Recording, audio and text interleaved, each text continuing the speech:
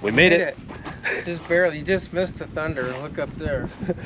Yeah, it's pretty stormy out here. Yeah, it's pouring rain on the way. Yeah. All right, so we're gonna stage this over by the slab, and we've got our Genie forklift with us that we're gonna use to install it. So we're gonna go ahead and get this on the concrete pad.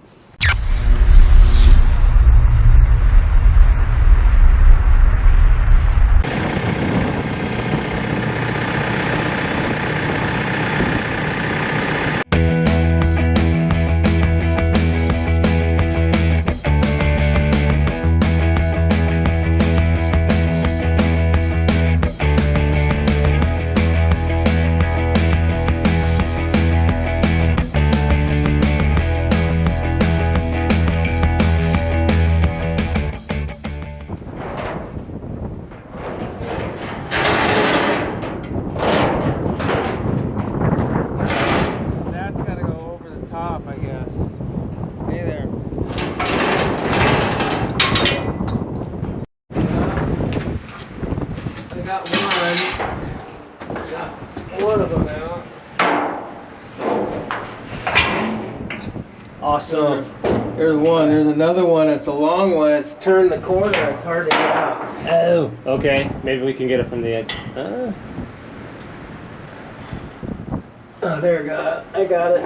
It's a full one, a full stick. Yeah, I remember dropping that one.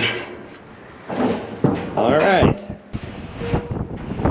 Be careful coming up. Thanks for going in there, Ron. Sure. Reminds me when I was working on the California aqueduct inside the pipeline.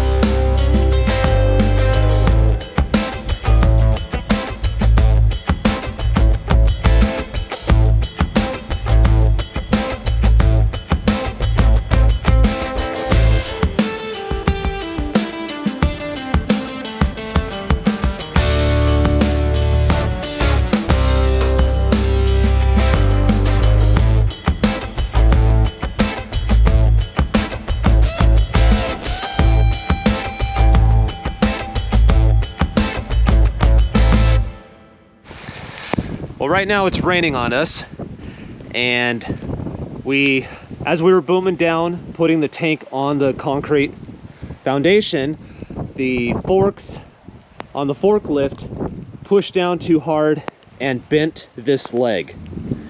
I did not have time to reinforce all the legs before today's move. This is a new leg I had installed with some cross supports, and I was gonna do that all the way around.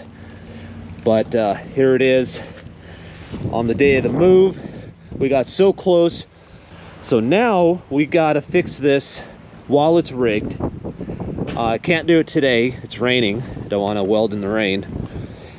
But it is definitely a dilemma, and the weather's not working with us right now. The water is just way too wet.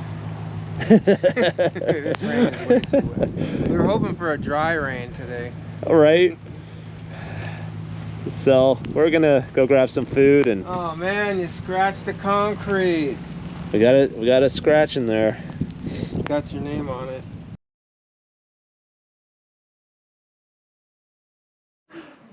Now my dad doesn't think I pushed down on the forks or on the top yesterday.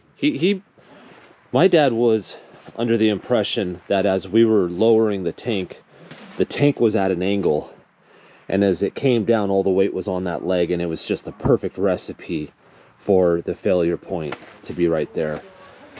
So I don't know, either way, whether it was me pushing down on the top rail accidentally, or it was it coming down and hitting that angle just right, it failed there, so we got to fix it. So I had to cut the leg off. I did that last night. Cut the leg off, clean the metal, and use the high lift jack to get the other legs touching on the ground. So they're touching, which means, and I'm going to confirm it, that the tank is set, you know, flat or level on the concrete footing. Then the leg that bent is here. I'm going to cut off the section that's bent. I have this material that I'll use. Oh, I forget what it's called. I'll look it up, but basically I'm going to connect the two legs back together, weld them, put it right back over this one that failed. But before I do that, I need to install the other legs. So I'll get the other ones installed, cross supports. So we're going to work on that and kind of have a deadline. This forklift is due back at 1:30 today. So I've got to somehow weld 3 legs on, cross supports, and get this thing loaded on a trailer and drive it back to the rental yard. This is going to be a challenge.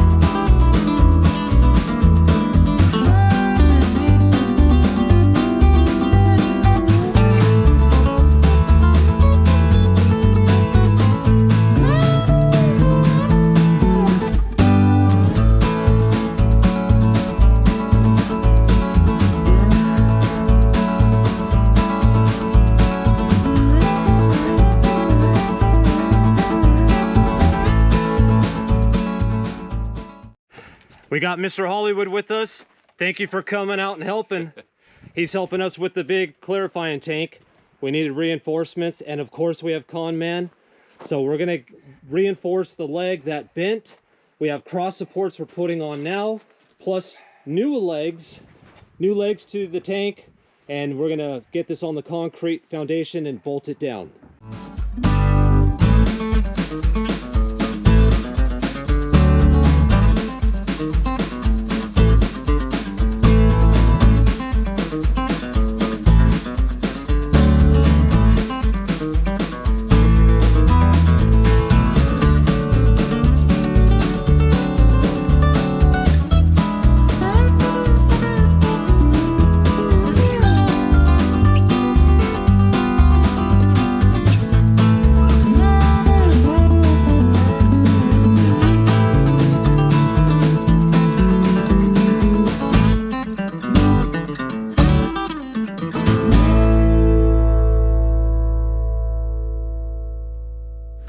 So with Hollywood's help, I was able to get the tank in its correct position with our underflow pipe going this way. Now I get to drill 7 anchors. Let's get this done. I drilled all 7 holes, made sure we had plenty of embedment. I'm using a small dowel, and I have my measurement marks for my embedment, and I'm going to test each hole out. And I vacuumed up the holes, blew them out, vacuumed it up. So we got clean holes to put our wedge anchors in. I have 7 to do, and I'll show you when I'm done. I got all of the anchors drilled, and they are deep enough. Got solid embedment. Those are 3/4 inch anchors with 4.5 inch embedment. I am now going to cut some supports for the frame here. Pretty much just going to cross over here, and then I'm going to weld some pieces between the new leg and some of the supports here. And I'll do that all the way around.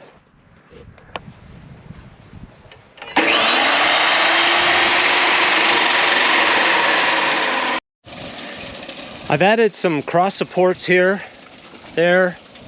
I'm using, for that, I'm just using 3/32 6011 rod. And I got kicker here, and I'm installing another kicker there, and I'll do that around the tank. But what I'll do is then I'll connect these two here, or come from this leg in. But either way, I want to make sure that this tank is overbuilt for the amount of weight it's going to hold. Well, my plastic welding did not fix it. It fixed part of it, but there's still a leak right here. So I'm just going to go ahead and plastic weld this entire section here in addition to what I did. And that should do it. But in order to plastic weld, I have to drain a little over 2,000 gallons out of the tank and into the pond. So this is going to take probably a couple hours to do. While that's happening, I'm going to get back to working on the clarifying tank and finishing that up. If you're interested in learning how to weld, take a look at the link in the description to this video. Check out Weldors Supply and Steel, as they offer a workshop called the Weldors Welding Workshop. Now let's tack weld our cross supports.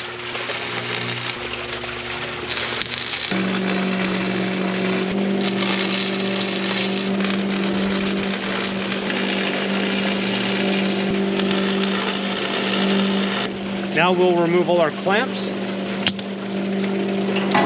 and finish welding our cross supports.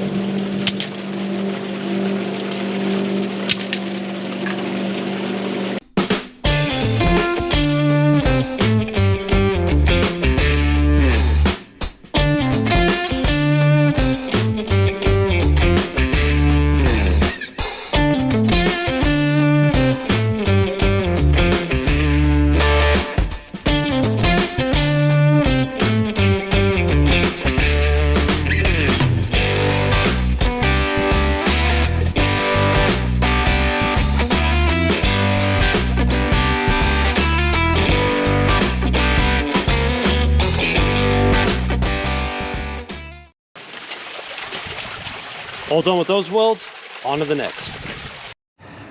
All right, now let's talk cross supports. I have, you see these supports here. This is the new leg, existing leg. So we have a lot of cross supports around the tank. Looking back over here, you can see how many we have. So this tank is going to be solid. Now up top, I have some flat strap that I'm going to go ahead and weld around the tank to the new legs, and I have a few blowouts I got to fix. So it's about 9:15 right now at night. Got my job site lights on. I was able to finish the overflow piping from the top. It'll come down at an angle so we could walk under it and drain into the pond there. Walking over here, I'll show you our elbow coming to the 4-inch ABS. I have a U-bolt here to help stabilize it, and then it'll drain into the pond right there. Now tomorrow I'll be working on the IBC tote right over here, plumbing to the top.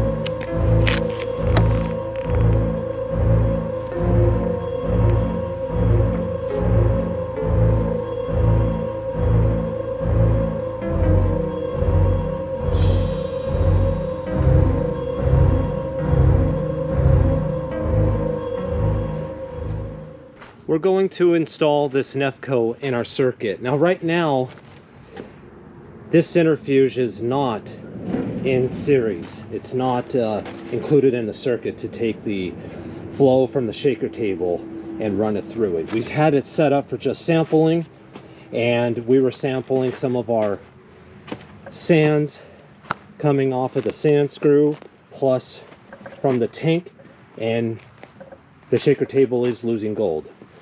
And the NEFCO caught it. This centrifuge caught it. So what we're going to do is move everything to create a new foundation for this centrifuge. We got to drop it down about 16 inches here, and that'll include the flow from the shaker table. But to do that, we have to move the centrifuge, the sand screw, and the tanks, plus these piles of dirt. So we're going to get on that and get it done. Hey guys, we're just reconfiguring the mill site. Chad, what do you say we get this done and find some gold? Sounds good to me. I'm down for that. All right, let's go.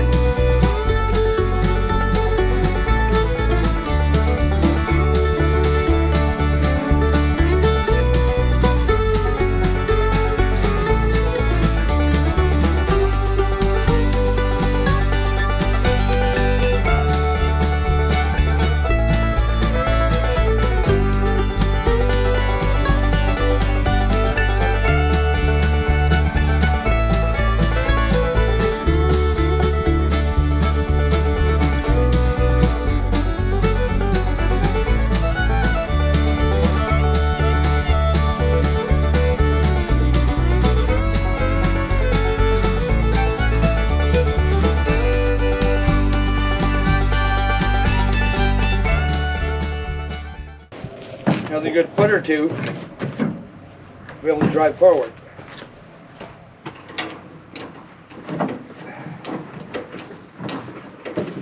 Okay. We're good. Okay, we're going to clear the tail light. All right, I could even go just a little bit more. Okay, clearing the back. All right, so I'll get a tether on it, and then you can pull forward, and I can control from the tether. Can you go one more click higher? Yeah, I could go a few. Because I'm not sure how this is going to clear. All right, the tether. Okay. Yeah, you're fine. All right. Yeah, get a tether. Okay. Yeah, matter of fact, I could. And you can pull down on this to raise the back while you tether it away from your taillight. All part of the fun of reconfiguring the mill site. So if you guys are wanting to build a mill site, here's the good times you get to look forward to. Yeah, you're like, why aren't they running their plant and getting gold? This is why, guys.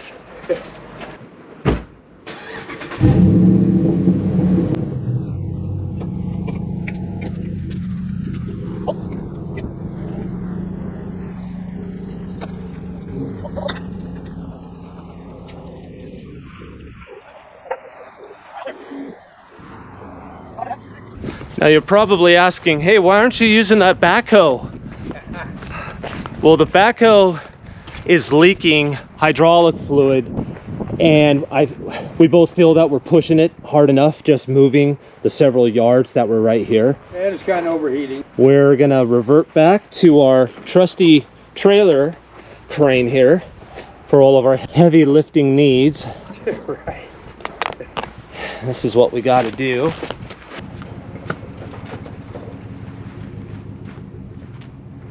Edge of hole.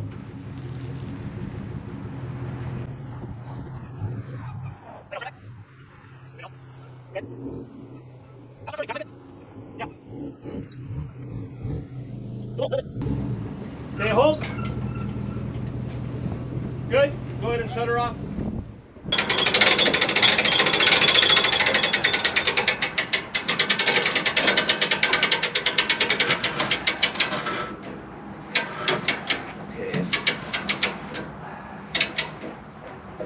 Crank down ram.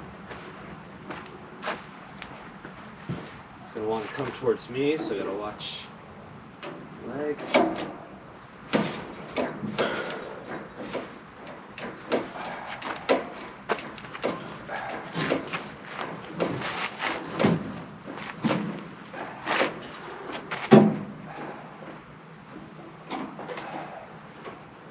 I think we got some dirt holding this side down. Okay, it's coming up. Try to lift and break it loose with your hand. Yeah. There. Let's see if I'll go a little higher and it's going to come towards me a lot. Yep.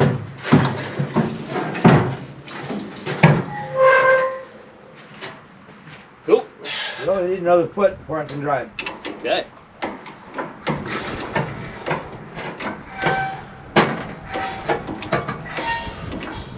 Now it's clear, we're clear. All clear.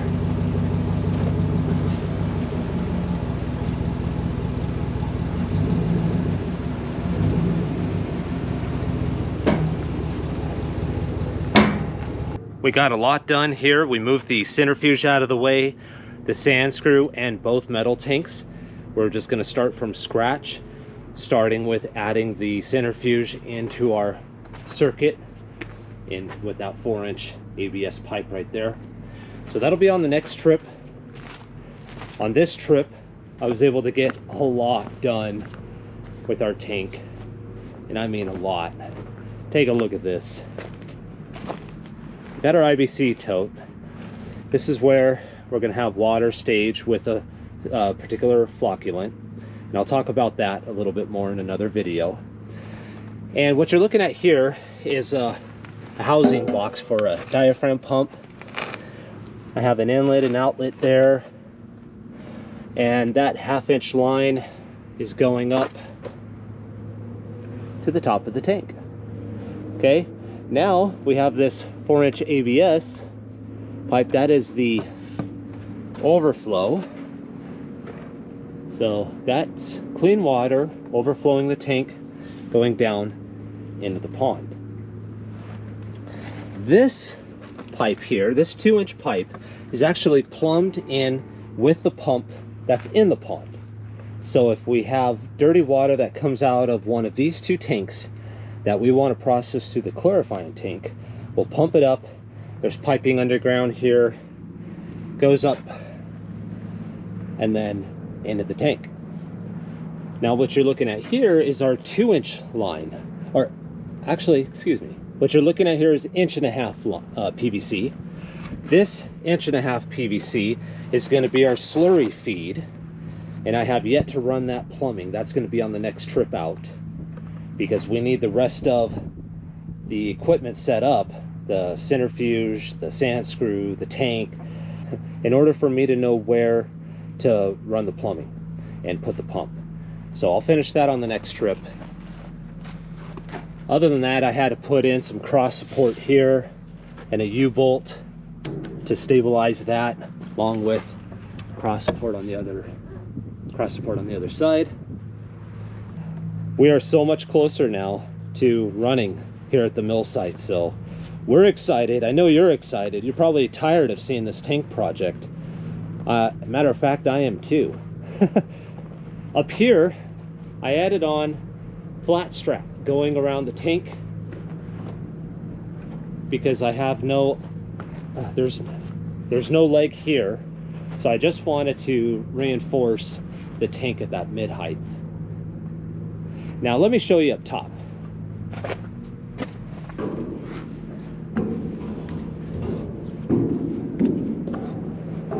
When we go up top,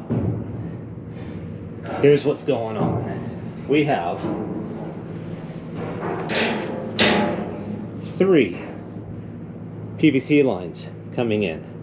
So this is that 2-inch line that's plumbed from the pond. This is the 1/2-inch line with the flocculant that's going to introduce into the column. And this is our slurry feed, our 1.5-inch PVC. So it'll primarily be these 2 that are operating, but they're going to enter that column, mix together as they go down, and only clean water will overflow the weirs that are right here, and then it'll pour out of that 4-inch pipe down to the pond. And we'll have clean water to recirculate through our plant. And we have a really good view up here. And if you haven't already, look into becoming a member. If you want to support our efforts out here at the mill site, that's one way that really helps us. So thanks for watching this video. Stay tuned as we're going to be turning on the mill site.